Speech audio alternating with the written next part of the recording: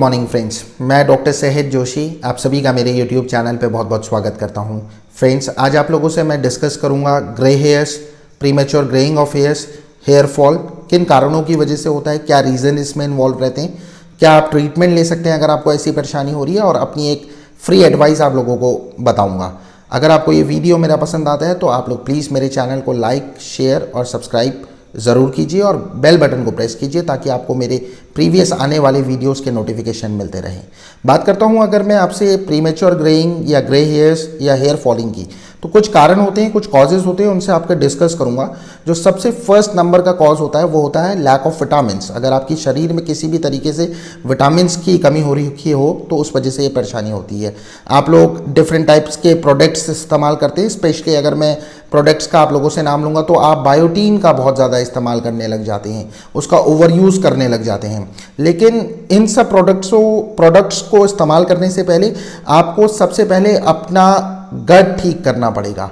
गट अगर मैं आपको समझाना चाहूँ तो गैस्ट्रो इंटेस्टाइनल सिस्टम एक ऐसा सिस्टम जिसमें ग्रुप ऑफ ऑर्गन्स रहते हैं, जैसे आपके mouth, oesophagus, stomach, pancreas, intestine, liver, gall bladder, small intestine, colon और रेक्टम से मिलकर ये सब ग्रुप ऑफ ऑर्गन्स गट में प्रेजेंट रहते हैं। तो सबसे पहले बेटर होगा अगर आप इन प्रोडक्ट्स को इस्तेमाल कर रहे हैं तो it is better first treat your गट।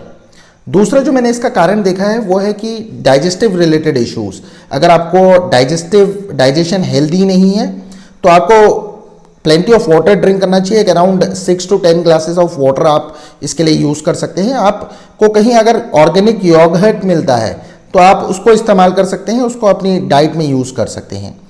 जो तीसरे नंबर का कारण मुझे इसमें देखने को मिला है, अगर आपको स्ट्रेस है, stress for sure whitening of hairs के प्रॉब्लम स्ट्रेस रिलेटेड प्रॉब्लम से होता है। स्ट्रेस से हाइड्रोजन पेरोक्साइड आपकी बॉडी में ज़्यादा बनने लग जाती है और हाइड्रोजन पेरोक्साइड के कंटेंट बढ़ने की वजह से for sure premature greying of hairs होती है।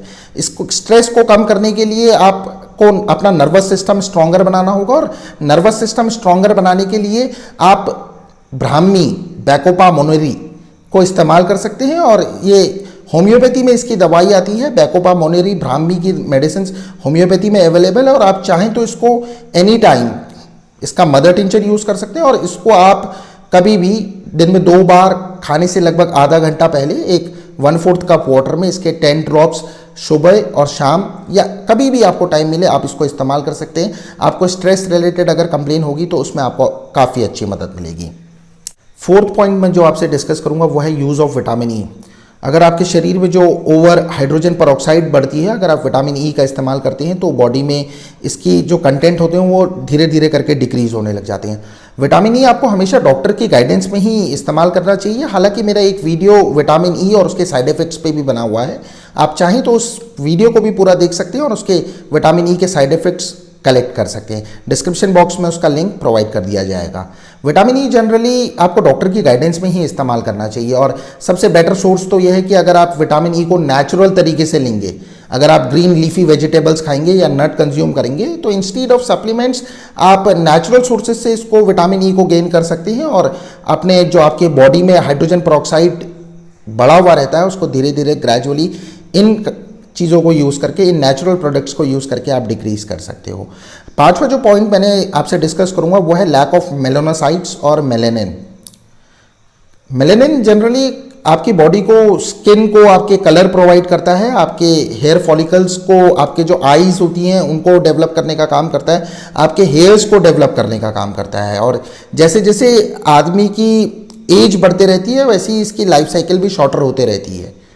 तो एक फैक्टर मेलेनिन भी है जिसके कारण से प्रीमेच्योर ग्रेइंग ऑफ हेयर्स होता है। और अगर मेलेनिन का कंटेंट आपके शरीर में बहुत कम हो तो ऐसा प्रॉब्लम होता है, और दूसरा अगर मेलेनिन का कंटेंट अगर आपके शरीर में ज़्यादा हो जाए तो इसके कारण से आपको स्किन कैंसर भी हो सकता है। मेलेनिन एक ऐसी चीज़ है कि आपको अल्ट्रावायलेट रेज से बचाती है, और बेस्ट सोर्स आप मेलेनिन के लेना चाहते हैं तो मेलेनिन आपको विटामिन ए से मिल सकता है। विटामिन ए के नेचुरल सोर्सेज आपको जिस प्रोडक्ट्स में बीटा कैरोटीन होता है वो आपको इस्तेमाल करने पड़ते हैं, और बीटा कैरोटीन आपको मोस्टली वेजिटेबल्स से आप यूज़ कर सकते हैं। आप कैरेट्स इस्तेमाल कर सकते हैं, स्वीट पोटैटोज आप यूज़ कर सकते हैं, आप स्पेनिश पालक आप इस्तेमाल कर सकते हैं, और आप पीस मटर आप यूज़ कर सकते हैं। लास्ट कारण मैं आपको जो बताऊंगा, आपको अपनी डाइट में कॉपर इंक्लूड करना बहुत ज़रूरी है। अगर आप कॉपर को नेचुरल सोर्सेज से अगर आप देखें लेना चाहें तो आप ऑलिव्स से ले सकते हैं, आप सी फूड किसी भी किस्म का सी फूड आप इस्तेमाल कर सकते हैं, और आप मशरूम से इसको प्राप्त कर सकते हैं। जैसे कि मैंने आप लोगों से वीडियो के स्टार्टिंग में बोला था कि मैं आपको एक अपनी एडवाइस प्रोवाइड करूंगा। अगर आप इस एडवाइस को फॉलो करेंगे तो फॉर श्योर आपका जो premature growing, white hairs, hair falls में आपको मदद मिलेगी।